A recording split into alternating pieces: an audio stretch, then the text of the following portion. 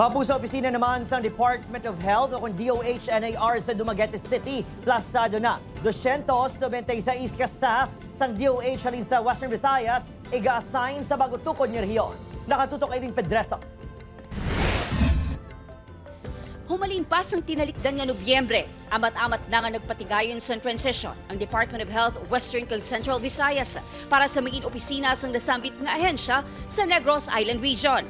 Ipahamtang ang opisina ng DOH Negros Island Region sa Dumaguete City sa 3rd floor sang Negros Oriental Provincial Hospital. Temporaryo pa man lang inisuno kay Dr. Rizal bangod sa paglakat sang panahon, pangitaan man sang pamaagi nga mas mapamaayo ang ila pasilidad. We have to create our new protocols. Dito po sa Negros Island, we've done our mapping and our assessment, and meron parang mga tina-target na facilities na ma-upgrade yung level. So, kunyari from infirmary to level 1, level 1 to level 2. Plano man nga magtukod sa treatment, rehab, kag mental health centers kung may nagakaigo na nga pondo. Sa datos ng Department of Health Regional Office 6, 296 sa kabuusan nga 1,696 ka empleyado sini ang na-assign sa Negros Island Region.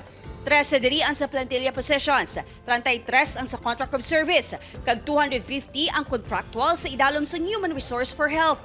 Ang mga ini anunsay nagalin sa Negros Occidental. So right now, a lot of most actually of the staff are already reporting in our office here in Dumaguete. They're there already, and we're already doing some transactions there. So we're hoping to complete actually the whole renovation by around February or March. Magluwas sa main office sa Piapid, Dumaguete City. Iga-assign man ang mga empleyado sa Provincial and City DOH Office sa Rosario Street, Bacolod City, Provincial DOH Office sa Bantayan, Negros Oriental, kag isa pa ka DOH Office sa poblasyon ng Siquijor. Upod Keruel Banggoy, Eileen Pedreso, 1 Western Visayas.